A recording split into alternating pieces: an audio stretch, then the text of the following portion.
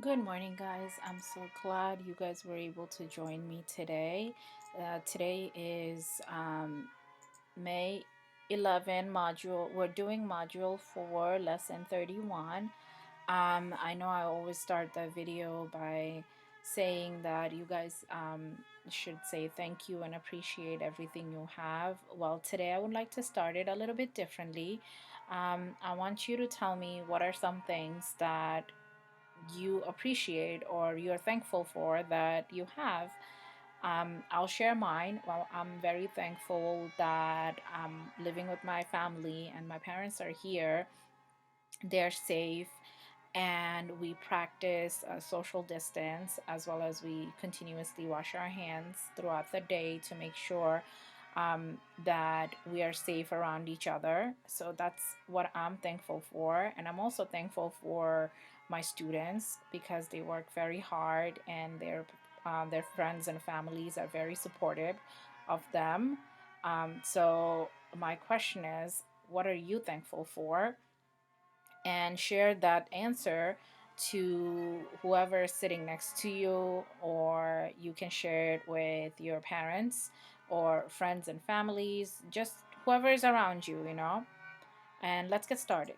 So today we are doing our objective of the lesson is to solve add to a total unknown and put together with a total unknown problems with totals of 9 and 10, which means that we are going to solve, we're going to make 9 and 10 in our story problems with two different parts, like we always been doing.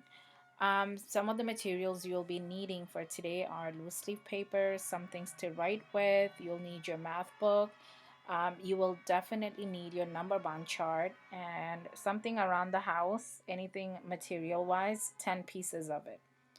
Okay, so let's do the application problems together.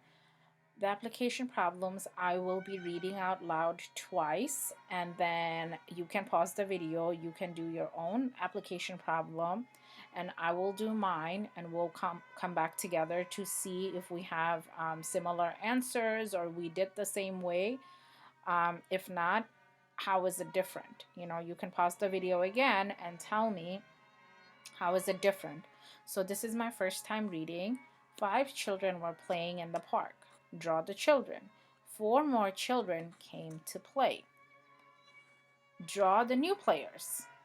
How many children were playing soccer, and how did you know? So again, let's read it again. It says 5 children were playing in the park. Draw the children. 4 more children came to play. And draw the new players, and how many children were playing. How did you know? So I'm going to draw the children. You can pause the video. You can draw yours, and I'll draw mine. So I have 1, 2, 3, 4, 5 girls playing, and 4 more children came to play. So I'm going to draw 4 more children. In this case, I have 4 boys. So I know I had 5 and I had 4. So how would I know how many children were playing? So since I already know I have 5 girls or 5 children, I can just count on 6, 7, 8, 9. So I have a total of 9 children. How did I know? I used the counting on method. So how did you know that we had a total of 9 children? Can you please tell me? That's great. That's correct. Now let's move on. So over here, so today's lesson, it's going to be a couple of story problems, and after that, we'll move on to our problem set. So the story problem goes, and this one we can also, this whole lesson, you don't, if you choose to bring out materials, you can. If you do not want to, since we're doing it together, you can follow along with me. But I would say, please, for the first one, for this one, let's put the materials aside. And for the next slide, we'll do it together. John has 2 circle magnets and 8 square magnets. How many magnets did he have altogether? So, I'm going to read it again. It says John had 2 circle magnets and 8 square magnets. How many magnets did he have altogether? When I say altogether, it automatically means that it's a addition problem because you're trying to find out altogether how many are there. So we know that there's 2 circle magnets, so we just have to make sure there are 8 square magnets. I have 1, 2, 3, 4, 5, 6, 7, 8. I have 8 square magnets. So my number sentence, I want you to help me come up with the number sentence. That's right. So I have 2. This 2 represents the 2 magnets over here, and 8 represents the 8 square magnets. So we know that how many magnets are all together? 2 plus 8 equals 10. Over here, if you choose to put 5 plus 5 equals 10, it is correct because 5 plus 5 is correct. However, in the picture doesn't match with your number sentence. So you cannot use a different number to make 10. Even though 5 and 5 is correct, you cannot make that because you don't have 5 circle magnets and 5 square magnets. You have 2 circle magnets and 8 square magnets. And I underlined it to show that these are the 2 parts and this is the whole. So for this one, you may bring out your materials and use the back of your number bond chart to help you with the number sentence. If you do not have the number bond chart, that's okay. You can take out a loose leaf and something to write with, and we'll get started. Maggie had 4 pennies. Her mom gave her 5 more pennies. How many pennies does Maggie have now? Draw the pennies and make a number sentence. Again, let's read it together and see what information we can pull out from the math story problem. It says Maggie had 4 pennies. Her mom gave her 5 more pennies. How many pennies does Maggie have now? Draw the pennies and make a number sentence. So we know she had 4.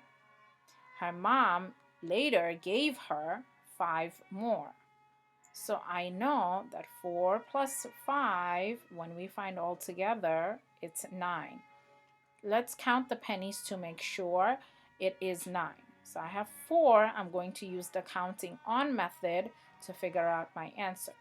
5, 6, 7, 8, 9. That's correct. 4 plus 5 equals 9. And this is what we call a number sentence. So the next part is our problem set. So today, I believe it's May 11. I just want to make sure I write the correct date. So I'm going to put 5-11-2020. Remember, you're putting your name and date on both page, right? And then also make sure you're doing problem set number 31 and not a different one. Problem set 31. Also, as you notice, now the problem sets are all words. Now, as you get further and further down from the problem set, some of you guys might have to draw your own pictures. Remember, if the story calls for like planes, crackers, cookies, you can just draw circles. In math, you can draw shapes, you can do lines. You don't necessarily have to draw the exact same picture. But parents, if you're listening, some of our children might not be able to read these problem sets. So this is where you can come in and help them read the story and help just monitor them as they're doing the math itself, because we need to know if they understand or not. So just read the directions to them and they will be able to come up with their own number sentence and the answer. What you can do is ask questions. For example, you can ask how many the character has, or what number did you start with? Is this addition? Is this a subtraction math problem?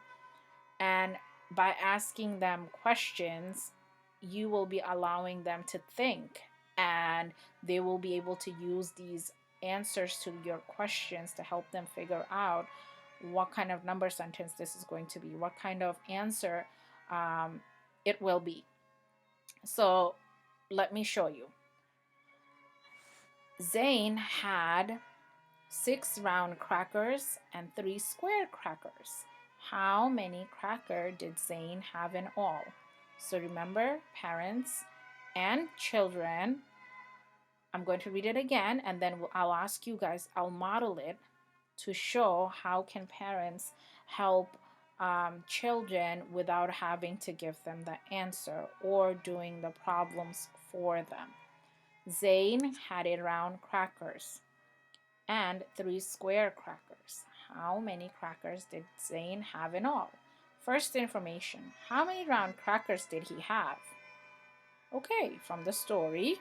So my question is to my children, how many round crackers did he have? 6 crackers. So I'm going to write 6 crackers over here, and I'll do it in a math group way because my children already know what's a 5 group way to draw 6 crackers.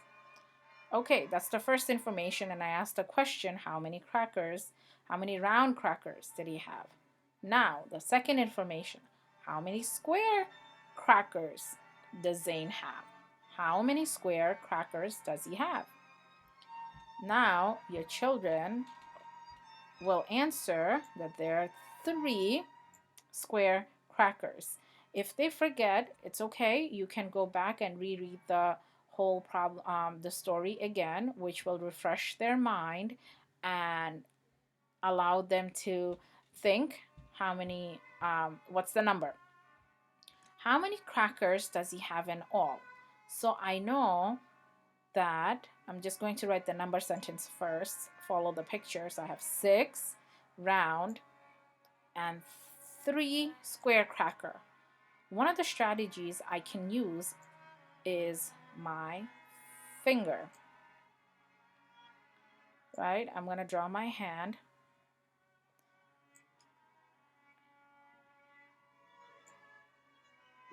So I know I have 3, so I'm going to put 3 crackers. I'll put 3 line for 3 fingers, and you can use your fingers on this.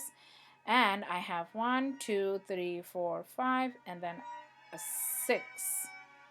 So what I'm going to do is to show that I'm going to use a blue pen to show the blue 6 round markers. Round crackers. I'm sorry, round crackers. So now I'm going to go back and I'm going to just count on. So I know it's 6. I have 7, 8, 9. So I know for sure I have 9 crackers altogether. Or you can just count the picture, you can count your hand, or you can use your materials to help you solve the problem. So there are 3 ways: picture, fingers, and your materials that you use, right? There are multiple ways to check your work to see if it's correct. So parents, again, remember you're reading the directions to them, and as you read, you ask questions. We always, even going back to ELA, we ask who questions, what questions, where questions. In this case, you're asking a lot of what questions and how many questions. So again, remember, ask them questions as you read the story, which will allow them to understand what the math question is asking. So 6 and 3 equals 9. I want you to do these by yourself and make sure, remember, you do not have to draw the pictures. If it's asking you for crayons and things like that, you can just draw some circles, draw some stick figures, and that's okay. Let's go to the next page. And this is problem set for the students who does not have a math book. Again, today is the 11th, so don't forget to write today's date. And this is the problem set with kids with no math book. And same thing for this one. It doesn't have any pictures, so we're going to do it together, one, and you will do the three by yourself. The story goes, Jake has 7 chocolate cookies and 2 sugar cookies. How many cookies does he have together? So my question is, let me read it again. Jake has 7 chocolate cookies and 2 sugar cookies.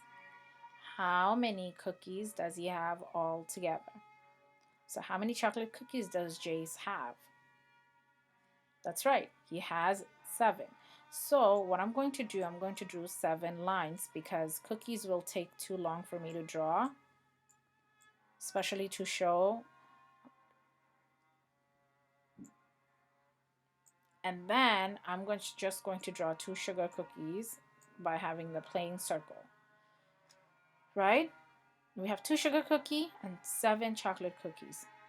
Since I already know that I have 7, right, I'm going to write that down, 7, and I have 2 sugar cookies, because when we find all together, we're using addition sign.